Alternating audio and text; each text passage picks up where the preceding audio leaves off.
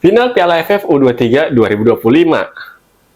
Main di GBK, dapat dukungan penuh dari fans timnas Indonesia. Ya lagi-lagi Vietnam nunjukin kualitasnya. Menang tuh Vietnam 1-0 lawan Indonesia. Ya kelihatan banget kan di pertandingan tadi nih Indonesia benar-benar terjebak dan masuk ke dalam alur permainan Vietnam. Lini tengah dikunci abis, bola-bola direct ke tengah daerah pertahanan Vietnam. Sempat sih berapa kali lolos di awal babak pertama, tapi pasca berapa peluang emas Indonesia di babak pertama, udah habis itu Indonesia digiring bermain agar memanfaatkan sisi flank kiri dan flank kanan, dan hal itu udah ditutup juga sama Vietnam. Dan tadi kan soalnya pertandingan, berapa kali umpan crossing, cutback dari pemain sayap Indonesia yang sukses menjadi peluang emas. Dalam catatan gue kayaknya nggak ada ya. Kalau salah tolong dikoreksi ya kan. Kalau kita lihat tadi emang Vietnam benar-benar pinter nih pelatihnya nih kan. Emang sih persiapan lagi-lagi sangat-sangat berpengaruh ya kan. Vietnam persiapannya jauh lebih lama dengan pelatih yang sekarang ya, sementara Indonesia, Geert van den Berg ini ya karena baru menangani timnas U23 dan juga ajang AFF pertamanya dia, ya lagi persiapan Indonesia kalah lama dibandingin sama persiapan Vietnam dengan pelatih yang saat ini ya. Ya, alhasil tim yang persiapannya lebih lama, lebih matang ya, unggul di partai final. Final is final ya kan. Vietnam bisa dibilang biarpun kalah ball possession, biarpun kalah dalam hal apa lagi ya, hal dalam umpan, intensitas umpan-umpan ya kan, tapi Vietnam pinter banget di pertandingan tadi. Dia jago mainin emosi pemain Indonesia di lapangan, terus juga tadi juga berapa kali main Vietnam melakukan trik-trik, menurut gue ya trik-trik kotor lah ya, dengan pura-pura cedera lah, pura-pura kram lah, apalah itu kan. Dan saya mau tadi di satu momen Kadek Arel ketika kita lagi megang bola mau transisi nyerang ya, karena ada pemain Vietnam yang pura-pura cedera ya, bola dibawa sama Kadek Arel. Seharusnya sih menurut gua kalau ada hal-hal kayak gitu tuh harusnya kita sebagai pemain di lapangan punya analisa ya kan yang kuat ya. Kalau emang dia pura-pura cedera, kesenggol dikit guling-gulingan ya udah cuekin aja, bola tetap play aja aturan ya kan. Soal padahal itu momen nih, kali aja itu bisa menjadi peluang berbahaya kan. Tapi ya di satu sisi juga Kadek Arel menunjukkan dia sisi fair play-nya luar biasa banget. Tapi kadang untuk hadapin tim kayak Vietnam, ya fair play juga harus ada garisnya, ada batasnya. Ketika dia pura-pura ya kita jangan mau kepancing terbawa sama gaya bermain Vietnam. Nggak di pemain doang, pelatih pun tadi lihat tuh di akhir-akhir babak kedua lebar ke dalam Robby Darwish, pelatih Vietnam pun ya sama. Dia memainkan, menghalalkan segala cara lah pokoknya lah agar gawang Vietnam nggak kebobolan ya kan. Dia menghalang-halangi Robby Darwish ketika mau lebaran ke dalam, dia pun dapat kartu kuning ya. Tapi ya inilah sepak bola ya kan. Vietnam jauh lebih matang dari jauh lebih matang segala-galanya nih di dalam lapangan maupun di pinggir lapangan. Sampai pelatihnya pun udah mikirin nih cara gimana memecah konsentrasi Indonesia sebisa mungkin.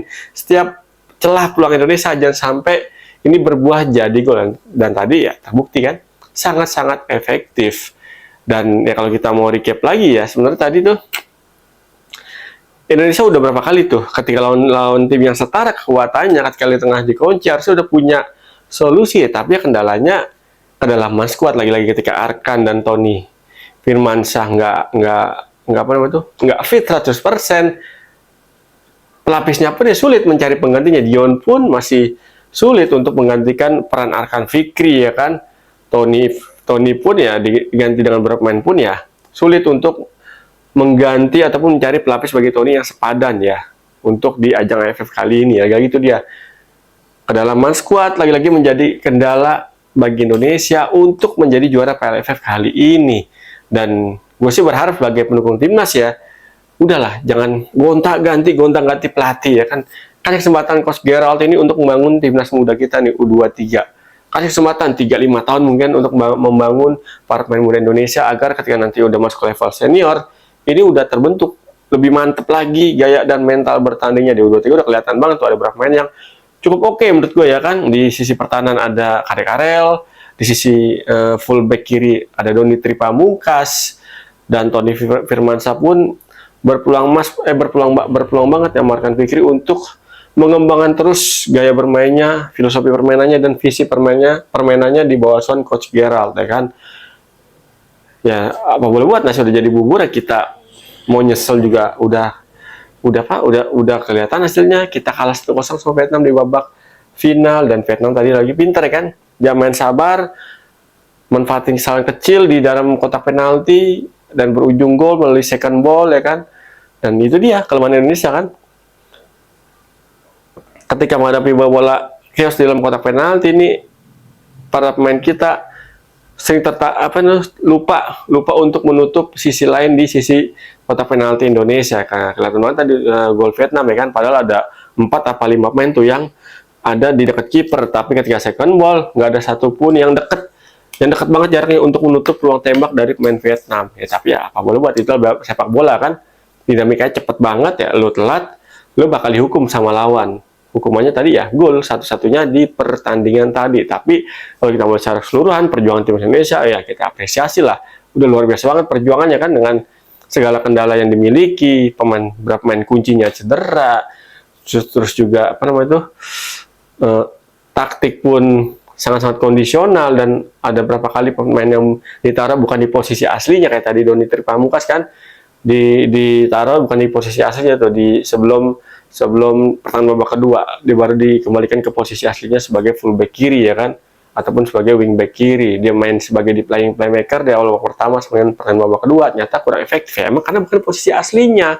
Ya emang itu salah satu cara mungkin ya bagi Coach Gerald untuk mengakali absennya ataupun kurang fitnya Arkan Fikri. Ketika tadi Arkan Fikri masuk pun di 10 menit terakhir babak kedua, di menit 80 kurang lebih kan ya, susah juga karena Vietnam udah ngunci gaya bermain Indonesia. Kekuatan Indonesia dikunci banget, yaitu aliran bola dari tengah benar-benar dipampet banget dengan gaya bertahan yang sangat-sangat kondisional banget nih. Kadang main dengan pressing tinggi, kadang-kadang Vietnam main dengan turun agak lumayan jauh ketika Indonesia naikin intensitas serangannya. Dan lagi-lagi salah satu kuncian kita adalah umpan crossing di pertandingan tadi kurang terlihat, umpan crossing berbahaya ya, yang berujung sebagai peluang emas ataupun jadi gol. Dia peluang emas pun tadi minim banget tuh ya kan.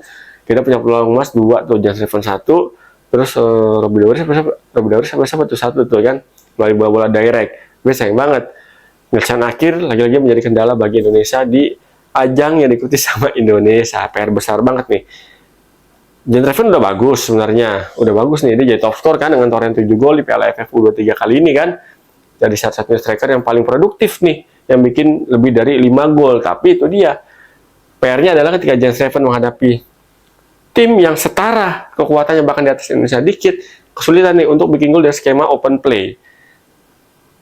Kalau lawannya di bawah Indonesia kayak Timor Leste kan, kemarin Brunei Darussalam tuh kita menang mencolok dengan skor mencolok, dan Jan Steven bikin 6 gol tuh lawan Brunei Darussalam. Tapi ketika lawan pertandingan lainnya sulit untuk bikin gol, bahkan lawan Thailand pun bikin gol. Dia bikin gol tapi dia bukan di skema open play, tapi dari skema bola-bola set piece. Nah ini menjadi PR besar lagi nih bagi Coach Gerald nih, untuk ya PR sih nggak di U23 jadi senior pun juga gitu tuh. Itu terkait produktivitas, konsistensi produktivitas dari skuad timnas U23. Ini baru AFF loh. Gimana nanti kita berbicara Piala Asia, kualifikasi Piala Asia ya kan, menurut gue sih dengan skuad yang saat ini, dengan skuad AFF kali ini ya, kalau kita berbicara kualifikasi Piala Asia, gue sih ya terus terang aja agak pesimis kita bakal bisa bersaing di kualifikasi Piala Asia nih. Kalau nanti lawan kita ketemunya di luar ASEAN ya, misalnya ketemu dengan tim-tim dari Asia Timur, bahkan Asia Selatan pun udah banyak tim-tim yang cukup lumayan nih kekuatannya nih, yang lumayan dalam artian bakalan menyulitkan lawan-lawan dari tim Asia Tenggara.